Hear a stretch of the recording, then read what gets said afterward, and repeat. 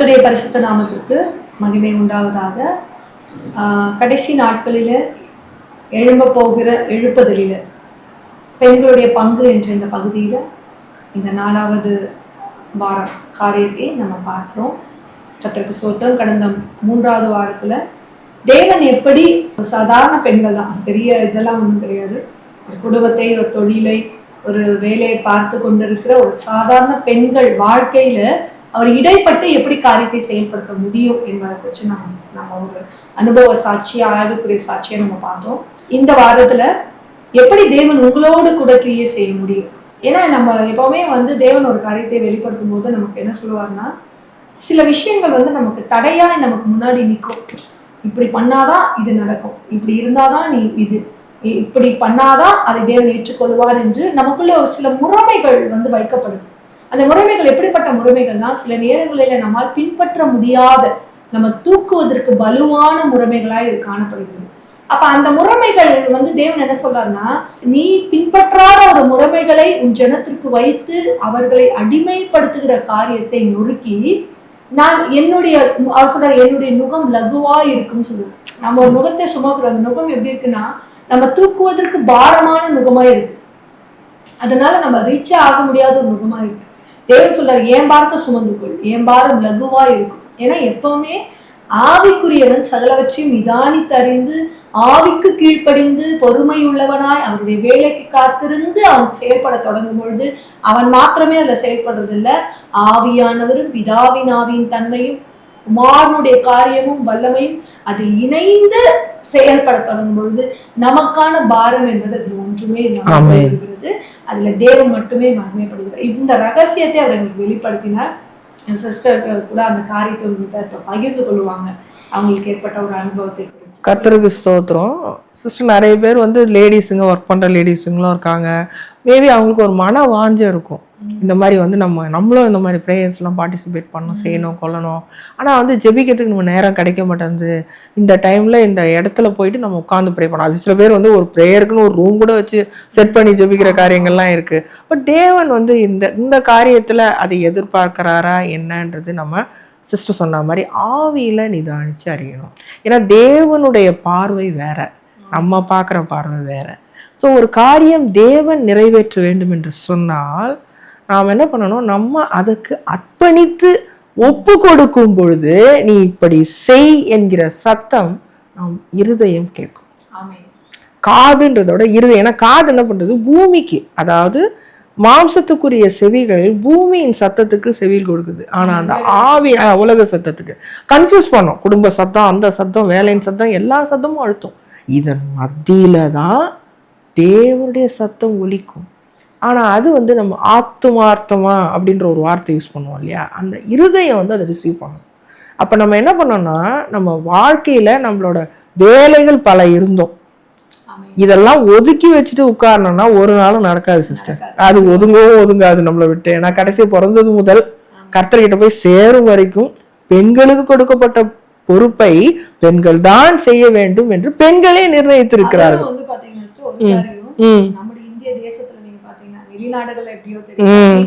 ஆமா ஆமா. நம்முடைய தேசத்துல நம்முடைய பெண்கள் எல்லாவற்றையும் பாரம் தாங்கும் ஒரு இயந்திரம். எப்படின்னா எல்லா தன்மைகளையுமே அவங்கதான் டோட்டல் ரெஸ்பான்சிபிலிட்டி.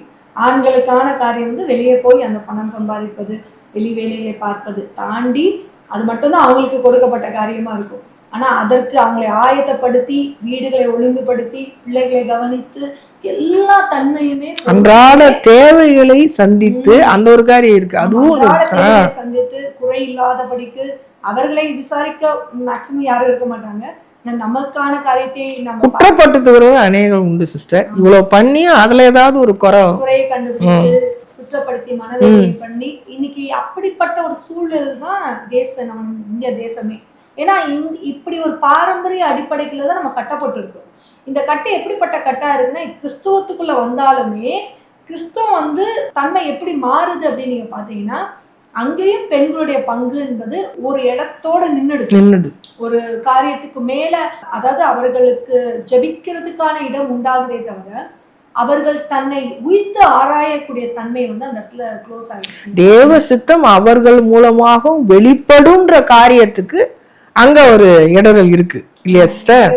இருக்கு. அவங்க இப்போ அதான் எங்களுக்கு தேவன் அந்த அனுபவத்தை கொடுக்கும் பொழுது ஒரு காரியம் மட்டும் எங்க இருதயத்துல இருந்த அந்த பாரம்பரிய கட்டுன்னு சொல்லுவாங்க இல்லையா, நம்ம தலைமுறையாய் வந்து அந்த கட்டு அவர் உடைச்ச நோக்கம் ஒரு காரியம் என்ன சொன்னான்னா, நீ என்னுடைய இப்ப நான் பேசணும், தேவன் பேசணும், நாம தேவன் கிட்ட பேசணும்னா இந்த குறிப்பிட்ட நேரம் தான் நீ வந்து இங்க உட்கார்ந்தாதான் நான் உங்ககிட்ட பேசுவேன் அப்படின்ற காரியத்தை அவர் உடைச்சார். அவர் 24 மணி நேரம், நமக்கு 24 மணி நேரம் தான் கொடுக்கப்பட்டிருக்கு, நம்ம 24 மணி நேரம் வகுத்து கொண்டோம். அந்த 24 மணி நேரத்திலையும் அவர் பேசுறதுக்கு தேவனா இருக்கிறார். அதாவது நம்ம அதை யோசிப்போம், 8 மணி நேரம் நம்ம தூங்குறோமே, தூக்கத்திலும் ஆத்மாவில பேசுவார், ஆத்மாவில பேசுவாரு, ஆவியில பேசுவாரு, சிந்தையில பேசுவார், சரீரத்தின் வழியா வெளிப்படுவார்.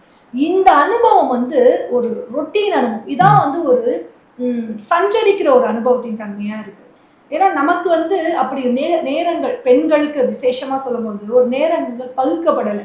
நீ இந்த நேரத்துலதான் இதை செய்யணுன்ற காரியங்கள் நமக்கு கிடையாது. அதாவது நான் ஆண்களை இதா பேசல, அவங்களுக்குன்னு அந்த நேரங்கள் கொடுக்கப்பட்டு நேரத்தை நம்ம வந்து யாருமே வந்து அவங்க பண்ணணும்னு அதை செயல்படுத்தணும்னா கூட ஒரு பெண்ணுடைய உதவி அவங்களுக்கு அங்க தேவைப்படுது. ஆமா, அந்த பொறுப்பில் ஒரு பகுதி, நான் மொத்தத்தையும் கிடையாது, அந்த அந்த பொறுப்பில் ஒரு பகுதியை இவர்கள் செய்யணும். அப்பதான் அவங்க போய் அங்க நிக்க முடியும், இந்த காரியம் நிக்க முடியும். அவர்கள் அதை செய்து முடிச்ச பிறகு மத்த எல்லா காரியத்தையும் நம்ம தான் முடிச்சும் வைக்கணும். அப்ப அதுக்குரிய அந்த உதவியின் தன்மையும் நம்ம கையில கொடுக்கப்பட்டிருக்கு. ஆனா ஒரு காரியத்தை ஆவியில சொல்லப்படும் பொழுதோ அல்லது தேவன் இப்படி இதை செய்ய சொன்னார்னு சொல்லப்படும் பொழுதோ அதற்கு சில நேரங்கள்ல வருகிற எதிர்வினை அல்லது ரெஸ்பான்ஸ் வந்து ரொம்ப கம்மி தான். உனக்கு என்ன தெரியும், கர்த்தர் என்கிட்ட சொல்லுவார், என் மூலமா அவர் வெளிப்படுத்துவார், எனக்கு அவர் சொல்லுவார், நீ சொல்லணும்னு அவசியம் இல்லைன்ற ஒரு இதுவும் வந்து அந்த இடத்துல கிரியை செய்து, அதாவது அவர்கள் மார்க் பண்றதும் அந்த இடத்துல கிரியை செய்து நம்ம பார்க்க முடியும். ஆனா நான் ஒரு இந்த காரியத்தை சொல்ல பிறகுதான் தேவன் விரும்புகிறது என்ன, தேவனுடைய இருதயத்தின் தன்மை என்னன்றதே அவர் போட்டார். அப்போ மனுஷன் பார்க்கிற விதமா தேவன் பார்க்கறது இல்லை. நம்ம அவர் பார்வைக்கு விசேஷமானவர்கள். ஏன் தெரியுமா, வேதத்துல இயேசு கிறிஸ்து ஊழியம் செய்த நாட்கள்ல அவருடைய ஆவிக்குரிய ரகசியங்களை அறிந்து கொண்டவர்கள் பெண்கள் தான். நீங்க பாத்தீங்கன்னா மரணத்திற்கு சாட்சியாய் இருந்த ஒரு தன்மை, அந்த எப்படி சொல்றது, அந்த நலந்த குப்பியை அந்த பெண் உடைச்சு அவரோட பாதத்துல ஊற்றி பண்ணும் பொழுது அதை அவர் எதற்குனா தன் மரணத்திற்கு அடையாளமாய் அவர் அதை செய்கிறார் அப்படின்னு சொல்லி இயேசு கிறிஸ்து சொன்னார்.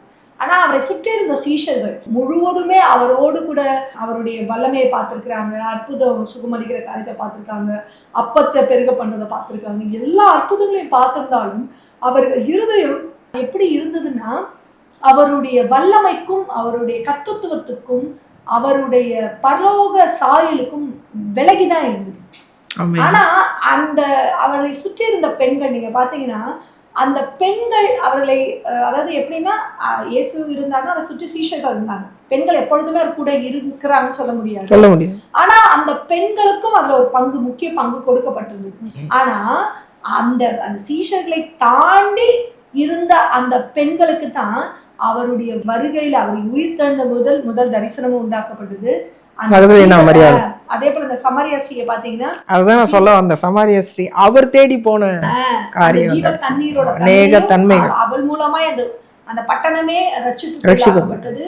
அதே போல வேதத்துல பழைய பாடுகளிலும் அநேக பெண்கள் அவருடைய சத்தத்தையும் அவருடைய திட்டத்தையும் தெளிவா இறங்கிருந்தாங்க. நீங்க பாத்தீங்கன்னா ரெபேக்கா எல்லாம், நீங்க ரெபேக்காவோட வாழ்க்கையில நம்ம பார்க்கும்போது கர்த்தர் வெளிப்படுத்தும் போது உலகத்தின் படி நீங்க பார்த்திருந்தீங்கன்னா ஈசாக்கு தான் வாக்குத்தத்தம்.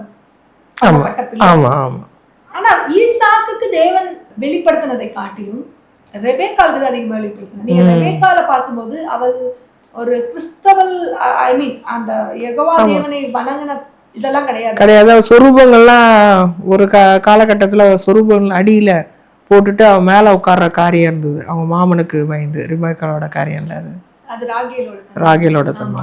ஆக்சுவலா வந்து நீங்க பாத்தீங்கன்னா அது அந்த சந்ததி ட்ராக்ல வந்து இன்னும் அவர்கள் அந்த சுரூபத்தையும் விக்கிரகத்தையும் வழிபட்டு விக்கிரகம் அதுல இருந்து பிரிஞ்சு இனத்துக்கு போயிடுன்னு சொல்லும்போது அவர்கள் யெகோவா தேவனுடைய தன்மையை அறிந்தவர்களா இல்ல. அப்போ ஆனாலுமே அவள் அங்கு இருந்து அவர் கீழ்ப்படிந்து அவளுடைய நீங்க பாருங்களேன் அந்த எல்லா குணாதிசயங்களும் அவள் தேவன் என்ன சொன்னாரோ அத்தனை குணாதிசயங்களும் இருந்துச்சு. அப்ப எலியாசர் போய் இதெல்லாம் எனக்கு அடையாளப்படுத்துங்கன்னு சொல்லும் பொழுது அவள் எல்லாத்துக்கும் அடையாளப்படுத்திட்டாங்க. அவ அந்த வார்த்தைக்கு இவர் என்ன கேக்குறாரோ அது அப்படியே அங்க கிரியை நடக்குது. அடையாளப்படுத்து அவள் கொண்டு வரப்படுகிறாள். ஃபர்ஸ்ட் முறை ஈசாக்கை பார்க்கிறாள். பார்த்து அவங்க வந்து அந்த கணவன் மனைவியா வாழ தொடங்கும் பொழுது அவள் வாழ்க்கையில அந்த பிறக்கிற அந்த ரெட்டை பிள்ளை, அந்த ரெட்டை பிள்ளை அந்த கருவுல மோதும் பொழுது அவள் போய் ஈசாக்கு இடத்துல கேட்கல. இன்னைக்கு நம்ம பண்ற அதை நான் எப்படி சொல்றேன்னா, அது நான் குற்றமாய் சொல்லல. இன்னைக்கு நம்ம பெண்கள் பண்ணுகிற அநேக காரியங்கள் என்னன்னா, நம்ம அநேக நேரத்துல நம்முடைய கணவன்மார் நம்ம குடும்பங்களையே நம்ம ரொம்ப சார்ந்திருக்கோம். அதை நான் தவறு நான் சொல்ல மாட்டேன். ஆனா நம்ம தேவனிடத்துல விசாரிக்கிறவர்களாய் நம்மளை பழக்கப்படுத்தி கொண்டால் குடும்பத்தை நடத்துகிறவர்களாய் நம்ம மாறிடுவோம். ஆமென். இன்னொன்னு அதே போல இன்னும் என்னன்னா, குடும்பத்துல ஆளுகை, அதாவது நான் எப்படி சொல்றேன்னா, இன்னைக்கு நிறைய நான் கேள்விப்படுறேன், நிறைய ப்ரேயர்ல கேள்விப்படும் பொழுது நிறைய பேர் சொல்லுவாங்க, என் பிள்ளை வந்து எனக்கு கவனிக்கிறதே இல்லைம்மா, என் பிள்ளை எனக்கு கீழ்ப்படியவே மாட்டேங்கிறான், ரொம்ப அசட்டை பண்றான், என் கணவருக்கு நான் இவ்வளோ தூரம் பண்ணேன் ஆனா என் கணவர் வந்து என்னை வந்து ஒரு மாதிரி இல்ட்ரீட் பண்றாரு. ரொம்ப ஏன் இந்த காரியங்கள் வருது அப்படின்னு நீங்க பாத்தீங்கன்னா, நம்ம கடமைகளை செய்யணும், அது தவறவே கூடாது, நான் இல்லைன்னு சொல்ல மாட்டேன். ஏன்னா அந்த கடமைகள் நமக்கு கொடுக்கப்பட்டிருக்க ஒரு காரியம். ஆனால் நம்முடைய சார்பு தேவனை சார்ந்திருக்கு. எப்ப ஒரு மகள் தேவனை, அந்த மனைவி, அந்த குடும்பம் தேவனை சார்ந்து அவள் ஓடுகிறாளோ அப்பொழுது தேவன் அந்த குடும்பத்தில கணவனை குறித்தும் பிள்ளைகளை குறித்தும் சரியான வெளிப்பாட்டை அந்த பெண்ணுக்கு கொடுப்பார். அப்ப அவர் வந்து அந்த குடும்பத்துக்கு ஒரு வெளிச்சமா எழுதுவோம். அப்ப அதன் மூலமா என்ன நடக்கும்னா, நாம தேவனை டிபெண்ட் பண்றவங்களா மாறிடும். அது அந்த அனுபவம் கூட எனக்கு தேவன் வந்து கடந்த ஒரு ஒரு ஒரு சர்டன் இந்த பிரேயர்க்குள்ள வரும்போது அந்த அனுபவத்தை அவர் கொடுத்தார். இதுதான் மாற்றமா நான் நினைக்கிறேன். அதாவது நம்ம நிறைய நேரங்கள்ல வந்து ஜெபமே ஒரு மாற்றம் நான் நினைக்கிறோம். நான் ஜெபிக்கிறது ரொம்ப அதிகப்படுத்திட்டேனேன்னு ஒரு மாற்றம் நினைக்கிறோம். ஜெபத்தை அதிகப்படுத்துவது நல்லது தானே, இல்லை நான் சொல்ல மாட்டேன். ஆனா வெளிப்படையாய் நமக்குள்ள என்ன மாற்றம் உருவாகுது, அது என்ன ஆகுதுன்னா, எந்த ஒரு சூழ்நிலை ஆனாலும் எப்பேற்பட்ட ஒரு தன்மை இருக்கும், அவரையே நாங்கள் டிபெண்ட் பண்ணி நீங்கள் சொல்லுங்கப்பா என்ன பண்ணணும் என்ன. அப்போ அது வந்து ஒரு நேரத்தில் நல்லா இருக்கும், எல்லா நேரத்துலையும் அது சரிப்பட்டு வராது. இன்னொன்று எல்லா நேரத்துலையும் எப்படிப்பட்ட காரியமா மாறி போகுதுன்னா, அவர்களே நமக்கு பெலனாய் மாறி போயிடுறாங்க. கர்த்தர் நான் சொல்றாருன்னா, நான் தான் உனக்கு பெலன், அவர் இல்லை, அவர்கள் கொடுக்கப்பட்ட துணை, துணையே அவர் தான் சொல்றாரு. அப்ப நீ என்ன பண்றன்னா, அநேக நேரங்கள்ல அவர்களை சார்ந்து கொண்டு ஓடுகிறதுனால அவர்கள் உன் மேல ஆளுகை செலுத்துறதுக்கு அதிகாரம் நம்ம கொடுத்துறோம், அவங்களுக்கு கொடுத்துறோம். அது என்ன ஆயிடுதுன்னா, அநேக நேரத்துல பிள்ளைகளோட காரியங்கள் கூட பாத்தீங்கன்னா, அநேக தாய்மார்கள் இன்னைக்கு கதறி அழுகிற காரியம்லாம் இருக்கு. ஏன்னா அவங்க பண்ற அவர்கள் உணர்றாங்களே இல்லையா, இந்த தாய்மார்கள் வந்து அதற்காக கண்ணீர் வடிச்சு, ஐயோ இந்த பிள்ளை அப்படி இருக்கே அப்படி இருக்கேன்ற ஒரு மனவேதனையே அவர்கள் வாழ்க்கையில எப்படி மாறி போகுதுன்னா, இதுதான் கிறிஸ்தவ வாழ்க்கையா, நான் இப்படிலாம் பண்ணனேன்ற ஒரு சோர்வை உண்டு பண்ணிருக்கு. கர்த்தர் நீ சொல்ல ஒரு காரியம் என்னன்னா, இந்த ஜெபங்கள் நம்மளை எப்படி உருவாக்கணும்னா, கர்த்தரை சார்ந்து கொண்டு ஓடுகிற ஒரு ஓட்டமா இருக்கும். முதலாவது அது நம்ம வந்து இன்னைக்கு நமக்கு அந்த காரியம் இல்லை.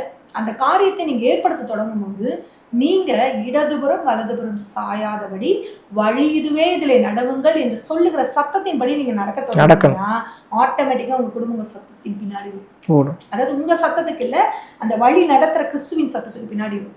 நம்ம என்ன அதை வந்து நம்ம என்ன பண்ணுவோம்னா, நமக்கு கிளைம் பண்ணிக்க மாட்டோம், இது நான் பண்ண பாரு என்னாலதான்.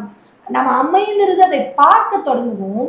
கிரியைகள் நடக்கிறதை, கர்த்தர் கிரியை செய்கிறதை, அந்த பிள்ளைகள் மூலமாய், குடும்பத்தின் மூலமாய், கணவர் மூலமாய், நம்மை சுற்றி இருக்கிறவர்கள் மூலமாய் கிரியை செய்கிறதை, அவர் கிரியை செய்கிறதை நம்ம கண்கள்ல பார்ப்போம். இன்னைக்கு ஏன் வந்து அநேக ஜெபங்கள் தேவ சமூகத்துக்கு முன்பாக பதில் அளிக்காத ஜெபங்களாய் மாறி விடுகிறதுன்னா, இப்படி நடக்கிற பெண்களுக்கு தான் கர்த்தருடைய விஷன் இருக்கு. பாத்தீங்கன்னா, ரெபேக்காலோட வாழ்க்கையை வந்து ஒரு சாட்சியா ஏன் நான் சில நேரங்களில் கர்த்தர் வெளிப்படுத்துவார்னா, ரெபேக்காலுக்கு தான் அவர் கோடா கோடியை பெருக்க பண்ணுவார். அந்த வாழ்த்துதல் வந்து அவளுக்கான பூரண வாழ்த்து, அவளை மனவாட்டிக்கு ஒப்பமையா தான் சொல்லுவாங்க. அப்ப அவள் போய் கர்த்தரிடத்துல விசாரிக்கிறாங்க. இடத்துல அவள் வந்து வேற யார்கிட்ட விசாரிக்கல. நீங்க பாத்தீங்கன்னா, அவளுக்கு அந்த யெகோவா தேவனை அறிந்திருந்த அந்த தேவனை யார் மூலமா தெரிஞ்சிருக்குன்னா, ஈசாக்கு வழியா தான் தெரிஞ்சிருப்பா. அவ போய் வந்து ஆபிரகாம்கிட்ட கேட்டிருக்க மாட்டான், ஈசாக்கு வழியா தான் கேட்டிருப்பா. அப்ப ஈசாக்கு வந்து ஜெபம் பண்ணுவதையும் ஈசாக்கு அந்த தேவனை பற்றி சொல்லுகிறதையும் மட்டும்தான் வைத்துதான் அவள் வந்து அந்த தேவனிடத்துல ஒரு பற்றுதலையும் ஒரு வழியையும் உண்டாக்கி வச்சிருப்பா. அப்ப அவர் என்ன சொல்றாருன்னா, இந்த இந்த 2 கருவுல இது மோதுது அப்படின்னு அவள் நினைச்ச மாத்திரத்துல அவள் அதை குறித்து கர்த்தரிடத்திலே போய் விசாரித்தாள். ஆமென். அப்ப அந்த விசாரிக்க தொடங்கும்போது கர்த்தர் சொல்றாரு, பேசுறாரு, இது வந்து உனக்கு 2 ஜாதி உருவாகும் இப்படி. ஆனா அந்த ஜாதியை குறித்து சொல்லும் போது இளையவனுடைய தன்மையும் அவர் குறித்து சொல்லி, அதனாலதான் அவள் பற்றுதல் முழுசு இளையவன் மேல இருந்தது. ஆனா ஏசாவை அதிகமா ஈசாக்கு நேசித்தான். நீங்க நல்லா பாருங்க, அதுல ஒரு விஷயம், ஒரு தாய் வந்து அந்த பார்ஷியாலிட்டி இருக்காது இல்லையா, ஒரு தாய் கிட்ட இருக்காது. ஆனா அவள் அந்த இடத்துல நீங்க கண்டிப்பா பாத்தீங்கன்னா உலக பிரகாரமாகவோ இல்ல நம்ம கண்ணோட்டத்துல பார்க்கும்போது, இவ பாரு ஒருத்தனை ஏத்தி ஏசாவுக்கு துரோகம் பண்ணி ஈசாக்கு வந்து இது பண்ணிட்டா அப்படின்னு சொல்லிட்டு. ஆனா உண்மையா பாத்தீங்கன்னா அவள் அந்த இடத்துல நிறைவேற்றது கர்த்தருடைய சித்தம். கர்த்தருடைய சித்தத்தை நிறைவேற்றினா. அப்பனா அநேக காரியங்கள்ல சிஸ்டர் நம்ம பார்வைக்கு சரி என்பது கர்த்தருடைய பார்வைக்கு சரியல்ல. கர்த்தருடைய பார்வைக்கு சரியா இருப்பது நம்முடைய பார்வை. உலகத்துல இருந்து நம்ம பார்க்கறதால அந்த உலகத்தின் தொற்று நமக்குள்ள வந்துருது. அப்ப கர்த்தருடைய பார்வையை நம்மால் உணர்ந்து கொள்ள முடியவில்லை, அதன் வழியா நம்ம பார்க்க முடியல. இன்னொன்னு இந்த பிரேயர்ல நீங்க பார்க்கும்போது கர்த்தர் வெளிப்படுத்தினது, உலகம் நமக்கு எதையெல்லாம் வரையறைப்படுத்துகிறதோ ஆவி, அதாவது உலக சட்டம் நமக்கு இதெல்லாம் வரையறைப்படுத்துறதுங்களா, இது எல்லாமே ஆவிக்குரிய நிலையில ஆவிக்குரிய சட்டம் அப்படியே தலைகீழா மாற்று. அப்ப அவரு கற்றுக் கொடுக்க தொடங்கும் பொழுது நாங்க அதை ஒன்று விசுவாசிக்க, அதாவது அந்த விசுவாசம்ன்றது அவர் இருதயத்துக்குள்ள போட்டுறாரு. நம்ம வந்து இதை நம்பணும், இல்ல இப்படிதான் இருக்கும் அப்படின்லாம் கிடையாது. அவர் எப்போ அவர் இடைப்படுறாரோ அவர் கிரியை செய்ய தொடங்குறாரு. பாத்தீங்களா, அந்த இருதயத்தை விருத்த சேதனம் பண்ண வச்சு அந்த அந்த அடையாளத்தை காட்டணும். அந்த நுனித்தோல் விருத்த சேதனம் பண்ணுங்க, கத்திரிக்கோள் வந்து அந்த நுனித்தோல் விருத்த சேதனம். அதே போல அந்த அந்த கருத்துல காட்டும்போது அந்த இருதயம் அவருக்குள்ளாக மாறிடுது. அது அந்த ப்ராசஸ் வந்து சிஸ்டர் இன்ஸ்டன்டா இல்ல, கொஞ்சம் கொஞ்சமா அந்த காரியத்துக்குள்ள நாம கொண்டு போறத கர்த்தர் நமக்கு உணர்த்தி கொண்டு போனார். கர்த்தருக்கு அநேக காரியங்கள் சிஸ்டர் இப்ப சொல்லப்படும் போது நிறைய பேர் இதை கேட்டுட்டு இருப்பீங்க. இந்த மாதிரி ஒரு வாஞ்சியோட இருக்கிறவங்களுக்கு கர்த்தர் பேசிட்டு இருக்காருன்றது விசுவாசி.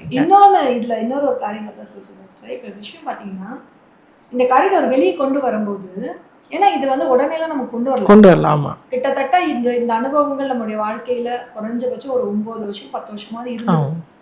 இந்த அனுபவங்களை வந்து எங்க ஹஸ்பண்ட் கூட சொல்லுவாங்க, இவ்வளோ கர்த்தர் உனக்கு வெளிப்பாடு கொடுக்குறாரு, இவ்வளோ நீங்க நடத்த போறீங்க, ஏன் நீ வெளியே கொண்டு போய் சொல்ல மாட்டீங்க, உனக்கு எவ்வளோ சான்ஸ் கிடைக்குது ஒரு சபையில கூப்பிடும்போது, ஏன் நீ போய் அதை போய் நீ அக்செப்ட் பண்ணிக்க மாட்டீங்க, வெளியே போய் சொல்ல மாட்டீங்க அப்படி சொல்லப்படும் பொழுது அவர் அநேக நேரம் கடிந்து கொள்ற காரியம் கூட இருக்கும். கர்த்தரோட காரியத்தை நம்ம ஒளிச்சு வைக்கிறோம், அடங்கி வைக்கிறோம் நினைப்பாங்க. ஆமா, வந்து அதை வந்து நீ வெளியே சொல்ல மாட்டீங்க, தேவன் உங்ககிட்ட கணக்கு கேட்பாரு கூட சொல்லிட்டு. ஆனா அப்ப கர்த்தர்ல விசாரிக்கும் போது அவர் சொன்னார், என் வேலைக்காய் காத்திரு. ஆமென். அது ஒரு எல்லாருக்குமே நமக்கு ஒரு அனுபவம். வசனம் ஏற்ற வேலை வரும் வரை தேவனுடைய பலத்த கரத்துக்குள் அடங்கி இருங்கள். ஏன்னா அவர் அந்த எப்ப வந்து அந்த அனுபவத்தை கொடுத்துட்டாரோ, அவர் வேலை வரும்போதுதான், அவர் ஆவி எழும்பும் போதுதான் அந்த வார்த்தை கிரியை செய்தோம். இல்லனா அப்ப வந்து நம்ம தேடி போவானா சிஸ்டர், அது நம்ம தேடி வரும், அந்த ஆப்பர்ச்சுனிட்டி நம்மள தேடி வரும். அப்ப அவரு இந்த நேரத்துல இதை வெளிப்படும் போது சொன்னாரு, இல்ல இதுதான் காலம், இப்ப நீ இப்போ வந்து நீ ஓபன் பண்ண, நான் அந்த பிதாவின் ஆவியானவர்ல நான் வெளிப்படுவேன் அப்படின்னு சொல்லி. அப்ப இந்த தன்மைக்குள்ள நம்ம நடத்தப்படும் பொழுது நம்முடைய வாழ்க்கை இன்னைக்கு நிறைய பேருக்கு இந்த அனுபவம், ஏன் இதை தேவன் ஸ்பெசிஃபை பண்றாங்கன்னா, இன்னைக்கு நிறைய பேருக்கு இந்த அனுபவம் இருக்கு சிஸ்டர். நிறைய பேர் என்னன்னா, ஒண்ணு தேவனை சார்ந்து ஓடுகிற வாழ்க்கை வந்து அவங்களுக்குள்ள குறைக்கப்படும். ஏன்னா அவங்க வாழ்க்கையே இதுதான், இதை தாண்டி கிடையாது. நீங்க பாத்தீங்கன்னா ஒருத்தர் நிறைய பேர்கிட்ட நீங்க பேசும்போது கூட அவங்க நல்ல ஜெபிக்கிறவங்களா இருப்பாங்க. ஆனா அவங்க எப்படி இருப்பாங்கன்னா, அவங்களுடைய ஃபேமிலி முழுசுல அந்த மேலதான் அவங்க சார்பு இருக்கும். ஒரு இடரலோ ஒரு காரியமோ அந்த ஃபேமிலிக்குள்ள வந்துருச்சுன்னா அவங்க அப்படியே அந்த ஜெப லைஃபை விட்டு வெளியே வந்துருவாங்க. இது ஏன் அப்படி? அது வந்து கடமைக்கான காரியமா அப்படியே ஜெபத்துல உட்கார்ந்தாலும் கடமைக்கு ஜெபிக்கிற காரியமா வந்துரும். ஆமா, இந்த அனுபவத்தை குறித்து கர்த்தர் சொல்லும் போது என்ன சொல்றாருன்னா, நம்ம தேவனால் நடத்தப்படுறோம் அப்படின்னு ஒரு காரியம் வந்துச்சுன்னா நம்முடைய பார்வை எப்படி மாற்றப்படும் காட்டுறாரு. எப்படி பாருன்னா, இப்ப நமக்கே வந்து பாத்தீங்கன்னா நிறைய அனுபவங்கள் தேவன் கொடுத்தாரு. அதாவது நான் நல்ல அனுபவங்கள் சொல்ல மாட்டேன், நிறைய உபத்திரவத்தின் அனுபவங்களுக்குள்ள நம்ம கொண்டு போனார். ஆனா இது ஏன் ஆண்டவரே எனக்கு அனுமதிச்சிங்க? இன்னைக்கு நம்ம ஈஸியா வந்து காடை வந்து கொஸ்டின் பண்றோம். இது வந்து ரொம்ப தேவன் துக்கப்படுற ஒரு விஷயமா இருக்கு. என்னன்னா ஒரு விஷயம் நமக்கு நம்ம எதிர்பார்க்குற நல்லது நடக்கல, அல்லது நமக்கு எதிர்பார்க்குற ரிசல்ட் அதுல வரல, நம்ம எதிர்பார்க்குற வேலை கிடைக்கல, நம்ம எதிர்பார்க்குற திருமண வாழ்க்கை அமையலன்னா காடை உடனே கொஸ்டின் பண்ணிடுவோம். நான் உங்களை நம்பினேன்ல, நீங்க ஏன் எனக்கு இப்படி பண்ணீங்க? அப்படியே ஒரு சண்டை போடுறோம், ஒரு இது பண்றோம். ஆனா ஒரு விஷயம் நமக்கு தெரியாத ஒரு உண்மையான சோகம் என்னன்னா, தேவன் நமக்கு எதை செய்தாலும் அவர் நன்மைக்கு ஏதுவாய் செய்வார் என்ற விசுவாசத்தை பூரணப்படுத்துறது தான் நமக்கு சில விஷயம் அனுமதிக்கிறார். ஆனா அந்த அனுமதிப்பை நம்ம எப்படி மாற்றப்படுது தெரியுமா இன்னைக்கு? நம்ம வந்து எப்படின்னா வசனத்தின்படி சொல்லிக்கிறோம், நம்ம கிறிஸ்தவ வாழ்க்கைன்றது முள்ளுள்ள வாழ்க்கை, அது ஃபுல் ஆஃப் வந்து த்ரோன் தான், குத்தப்படுற வாழ்க்கைன்னு சொல்லிக்கிறோமே தவிர ஒரு குத்துதலுக்கும் நம்ம வந்து இடம் கொடுக்கறது. ஒரு சின்ன குத்துதல் வந்துருச்சுன்னா, அந்த குத்துதல் வந்து உபத்திரமோ ஒரு பிரச்சனையா வந்துருச்சுன்னா, அதை நம்ம நான் இப்படி உபத்திரவப்பட்ட நம்ம எஸ்டாப்ளிஷ் பண்ணிக்க விரும்புறோம், நம்ம பிரஸ்தாபிக்கிறோம். அதை பத்தி நான் இப்படியெல்லாம் வேதனைப்பட்டேன், அவருக்காக கஷ்டப்பட்டேன், அவருக்காக நம்மள யாரும் கஷ்டப்பட்டோம். ஏன்னா அவர் பட்ட கஷ்டத்தையா அதெல்லாம் நினைச்சு பார்த்தா நம்ம பிறந்ததே அந்த பாவத்தின் சாயலதான். அவர் தான் வந்து அந்த பாவத்தின் சாயல நம்மள அநேக நேரங்கள்ல நம்ம சாபமும் நம்ம பாவம் அந்த இச்சைக்குள்ள நம்மளை கொண்டு போதே தவிர அவர் வந்து நம்மள இச்சையில நடத்துறது இல்லை. அவர் தெளிவா ஒரு வார்த்தையை சொல்றார், பூரணமான எந்த வரமும் பரத்திலிருந்து தான் புறப்படும். நன்மையான எந்த காரியமும் பரம்னாலே அது நன்மையும் துதியும் பரிசுத்தமும் கிரியையும் உள்ள ஒரு பிளேஸ் மட்டும்தான், பரிசுத்தத்தின் வெளிப்பாடு மட்டும்தான் தவிர பூமிக்கு அதுக்கும் வந்து என்னன்னா அவர் அந்த தன்மைக்குள்ள கொண்டே வர மாட்டார். அப்ப அவர் நம்மளோட இணைக்கிறதுக்கு தான் நம்ம தேவகுமாரனாய் கிறிஸ்து பூமியில வந்தார். அப்ப இணைக்கப்படும் பொழுது அநேக நேரங்கள்ல நம்முடைய சாபமோ அந்த பாவத்தின் தன்மையோ நம்மளை மறுபடியும் அந்த ரோலிங்லேயே வச்சுட்டு கொண்டு அப்போ அநேக நேரங்கள்ல ஒரு காரியம் நடந்தா கூட நம்ம வந்து உடனே அந்த காரியத்துக்கு வந்து நம்ம என்ன சொல்றோம்னா, ஏன் இதை எங்களுக்கு அனுபவிச்சு அது ஒரு பெரிய காரியமா கூட இருக்கலாம் சிஸ்டர், ஏன் எங்களுக்கு இதை அனுமதிச்சிங்க அப்படின்ற ஒரு தேவனை கொஸ்டின் பண்ண ஒரு வாழ்க்கை இருக்கு. ஆனா தேவன் சொல்ற வாழ்க்கை என்னன்னா, தேவன் விரும்புறது என்ன தெரியுமா? அந்த இடத்துல எப்பேற்பட்ட சூழ்நிலை வந்தாலும் ஆண்டவரே இது எனக்கு ஒரு விஷயத்த எனக்கு கற்றுக் கொடுக்கவும் என் வாழ்க்கையில ஒன்றை பூரணப்படுத்தவும் தான் இந்த கருத்தை நீங்க கொடுத்துருக்கீங்க, உங்களுக்கு கொடான கொடி ஸ்தோத்திரம் அப்படின்னு நீங்க நன்றின்னு சொன்னீங்கன்னா அடுத்த நிமிஷம் அந்த சூழ்நிலை மாற தொடங்குது. நம்ம அடுத்த கட்டத்துக்கு போயிடும். அதுதான் பாஸ் மார்க்கே. இன்னைக்கு நம்ம ஏன் இஸ்ரவேல் ஜனங்களை தேவன் வந்து கானானுக்குள்ள விடவே இல்லைன்னா, அவர்கள் தேவனுடைய செய்கைகளை அற்புதங்களை பார்த்து கூட முறுமுறுத்து கொண்டே இருந்தாங்க. தேவனுக்கு பிடிக்காத ஒரு விஷயம் முறுமுறுப்பு. ஏன்னா அவர் மகிமையை பார்த்தாங்க, செங்கடலை பிளக்கிறத பார்த்தாங்க, வனாந்தரத்துல காடையை வந்து விழறத பார்த்தாங்க. இன்னொரு காரியம் கூட நீங்க சொல்லுங்க போடப்படுது சிஸ்டர், குற்றப்படுத்துகிற காரியம் எல்லாத்துக்கும் மோசையை எடுத்து குற்றப்படுத்துறது, உன்னாலதானே அது வந்துச்சு, நீ தானே பண்ண, அந்த மாதிரி குற்றப்படுத்தி அங்க ஒரு மன அழுத்தத்தையும் உண்டு பண்ற காரியமும் வரும். அதுவும் தேவனுக்கு பிடிக்கல. எகிப்துக்குள்ள அடிமையாய் கூக்குரலிட்டவங்களும் அவங்கதான். ஆனா அந்த அடிமையா நம்மளுக்கு ஒரு ரட்சகன் வந்தாரு, தேவன் அனுப்புனாருன்னு சொல்லி அந்த நன்றி உணர்வே அவர்களுக்கு இல்லாம போயிடுச்சு. நீங்க பாத்தீங்கன்னா அவங்க அது வந்து அந்த ஜனம் ஃபுல்லா உணர்ச்சிகளுக்கு அடிமையா இருந்துச்சு சிஸ்டர். உணர்ச்சி தான். அவர்களுக்கு என்னதான் எகிப்தின் அடிமையா இருந்தாலும் அவர்கள் வெளிப்படும் போது எகிப்தின் சாயல தான் வெளிப்பட்டாங்க. கரெக்ட். அந்த அடிமைத்தனத்தின் சாயல். அதனாலதான் வந்து கடைசியில பாருங்க அதே கன்றுக்குட்டியை தான், ஏன்னா கன்றுக்குட்டி அந்த இது வந்து எகிப்தியோட தெய்வம், அதே கன்றுக்குட்டியை தான் ஆரோன். இப்ப ஆரோன் நீங்க இன்னும் நல்லா கவனிச்சு பாருங்க, ஆரோன் உள்ள போனது ரொம்ப வருஷம் கிடையாது. அந்த போய் வந்து எகிப்து தேசத்தை அந்த போய் அந்த ஜனங்களை மோசை கூட மீட்டு கொள்றதுக்கு உள்ள போனது ரொம்ப வருஷம் எல்லாம் இல்ல. இவர் கூட தான் இருந்தாரு, ஆரோன் கூட கூட்டிட்டு வர்றாரு. ஆனா அவர் அங்க போய் ஆசாரியனா அவரை தேவன் வச்சாரு, வார்த்தையா வச்சாரு, அவருடைய நியாயப்பிரமாணத்தையும் அவருடைய கட்டளையும் போதிக்கிறனா வச்சாரு. கடைசியில அந்த ஜனங்களுடைய பிரஷரால அவர்களுக்கு சார்பா அவர் சாஞ்சிட்டாரு, மனுஷனை பிரியப்படுத்துகிற தன்மையை அவர் சாஞ்சிட்டாரு. கரெக்ட். சாஞ்சிட்டாரு. அப்ப அந்த இடத்துல எப்படி வருதுன்னா, அந்த முறுமுறுப்பும் அந்த கோபமும் தேவனுக்கு கோபத்தை உண்டாக்கி அவர்களை வழியில அழித்து போடுறது. இது புதிய ஏற்பாட்டு தன்மையிலே தேவன் வெளிப்படுத்தும்.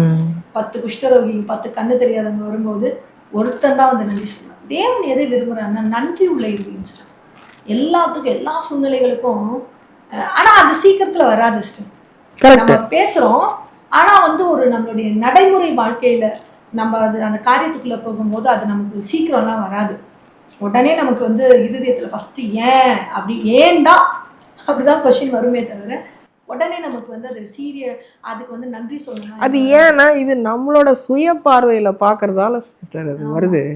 அவர் ஏன் இதை அனுமதிக்க, நான் மேக்ஸிமம் பார்த்தீங்கன்னா அந்த காரியத்துக்குள்ள நம்மளை கர்த்தர் கொண்டு போகல, கர்த்தருக்கு ஸ்தோத்திரம்.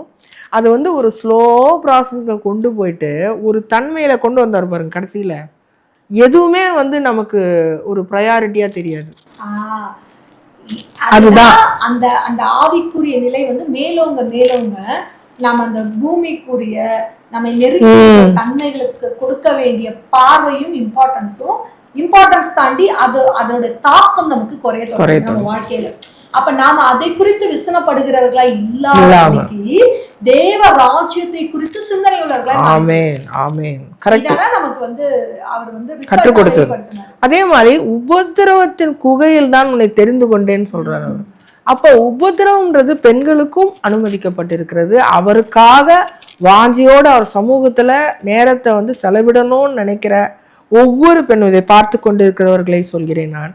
எத்தனையோ பேர் இதுக்காக வந்து நீங்க ஒரு வாஞ்சையோட இந்த மாதிரி ஒரு அனுபவத்துக்குள்ள நம்ம கடந்து போக முடியுமா அப்படின்னு நினைக்கிறவங்க இருக்கீங்க. இன்று முதல் இந்த ஒரு பழக்கத்தை ஏற்படுத்துங்க. இருதயத்தோடு கூட அவரோட நீங்க பேச ஆரம்பிங்க. கர்த்தர் அநேக காரியங்கள், இதை விட மகிமையான காரியங்களை உங்களுக்கு காண்பிப்பார். உங்க மனோ வாஞ்சை ஒரு மனிதனுக்கும் தெரியாது. ஏன்னா இருதயங்களை பார்க்கிற ஒருவர் மட்டுமே. அவருடைய பார்வைக்கு உங்களுடைய இருதயம் இப்படி இருக்கு. ஏன்னா தாவீதை கர்த்தர் தேர்ந்தெடுக்கும் போது என்ன சொல்ல, இருதயத்தை பார்க்கிறார். அவர் இருதயத்தை பார்க்கிறார், வேற எதையும் பார்க்கல. அதனால இந்த இடத்துல ஒருவேளை வேலைக்கு போகிறோம், இல்லை நாம் படிக்கிறோம், ஒரு டிஃப்ரெண்ட் ஏஜ் குரூப்பில் இருக்கிற பெண்கள் இதை பார்த்துட்டு இருப்பீங்க. எல்லாருக்குமே அந்த பாடுகளும் உண்டு, எல்லாருக்குமே அந்த பொறுப்புகள் உண்டு. இன்னொரு காரியம் மட்டும், இந்த காலகட்டத்தில் நீங்கள் பார்த்தீங்கன்னா இருதயத்தின் தன்மையில நிற்கிற, அதாவது பெண்கள் இருதயம்ன்ற நம்ம சொன்னா கூட யாரெல்லாம் இருதயத்தின் உணர்வினா, இருதயத்தோட அடையாளமே என்னன்னா எல்லாருமே வசனத்துக்கு காத்திருக்கிற ஒரு இருப்பாங்க, கன்ஃபார்ம் பண்றதுக்கு. அப்ப அந்த பீப்புள் வந்து எப்படி இருப்பாங்கன்னா சஃபர் ஆயிட்டே தான் இருப்பாங்க, மற்றவங்களால அழுத்தப்பட்டு. இப்போ அதுதான் உங்களுக்கு கன்ஃபர்மேஷன்.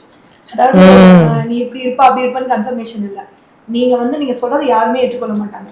நீங்க சொல்றதுக்கு ஆப்போசிட்டா உங்களை எந்த அளவுக்கு டிகிரேட் பண்ண முடியுமோ அந்த அளவுக்கு பண்ணிட்டே தான் இருப்பாங்க.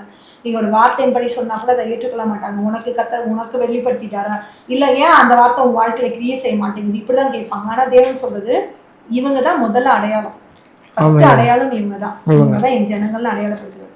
எப்ப அவர் உயிர்ப்பிக்கப்படுற ஆவியால் உயிர்ப்பிக்கப்படுறாரோ அப்ப உங்களுக்குள்ள அவர் போட்ட வார்த்தையின் விதை வளர செடியாய் மரமாய் அது பூவாய் காய்த்து கனியாய் வெளிப்படுறாங்க.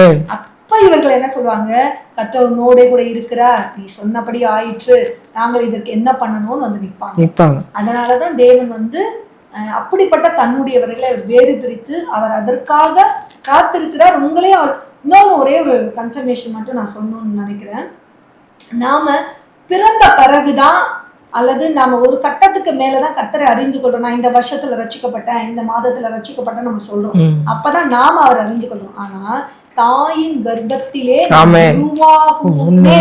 அவர் கண்கள் நம்மை கண்டார். சோ அந்த ப்ராசஸ் எப்படின்னா, நம்மை அவர் தெரிந்து கொள்ளாத போது, நான் அவரை தெரிந்து கொள்ளாத போதும் அவருடைய கண்கள் என் மேலதான் பதிக்கிறது.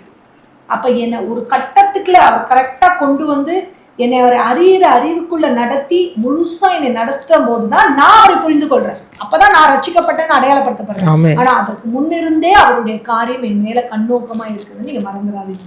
அதனால இதை கேட்டுக்கொண்டிருக்கிற இது யாருடைய இருதயத்துல எல்லாம் ஆமேன், ஆமா நான் வந்து விசேஷித்தமானவதான், தேவனுடைய கண்கள் என் மேல இருக்குன்னு நீங்க விசுவாசிக்கிறீங்க, இந்த வார்த்தை உங்களுக்குரியதுதான்.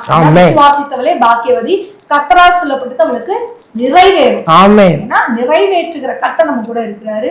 இன்னைக்கு காலங்களை நீங்க எழும்பும் பொழுது கர்த்தர் உங்களை கொண்டு செயல்படுத்துகிற மகா உன்னதமான காரியங்கள், பயங்கரமான காரியங்கள், பூமியின் தன்மையை மாற்றுகிற காரியங்கள், தேசத்தின் காரியங்களை மாற்றுகிற ஒரு பெரிய காரியத்தை கர்த்தர் உங்க கைகளை கொடுத்திருக்கிறார். எந்த இடத்துல உங்க தலைகள் கவிழ்க்கப்பட்டதோ அதே இடத்துல கர்த்தர் உங்களை உயர்த்தி உங்களை நிற்க பண்ணுவார். நிற்க மட்டும் இல்ல, அவர் உங்களோடு கூட இருக்கிறதை அநேகருடைய கண்கள் கண்டு கர்த்தரை மகிமைப்படுத்தும். மகிமை அவருக்கே, கர்த்தருக்கே ஜெயம் உண்டாவதாக. இனி இருதயத்தில் ஒரு வாஞ்சையோடு கூட நீங்கள் அவரோட கனெக்டடாக இருந்து எந்த இடத்துல நின்னாலும் அவரோட பேசிகிட்டே இருங்க, அவர் உங்களோட பேசுவார். அந்த சத்தம் கேட்கும், கேட்கிறேன் சொல்லும்படியேன் கேட்கிறேன் நீங்கள் அர்ப்பணிக்கும் போது பேசுவார்.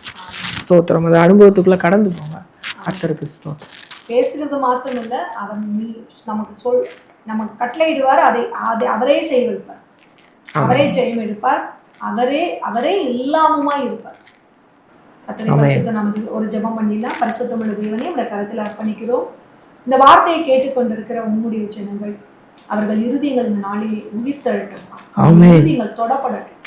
அவர்கள் இருதயங்கள் ஆண்டவரை இதற்காக ஏங்குகிற வாஞ்சிக்கிற இருதயங்கள் உண்டு ராஜா.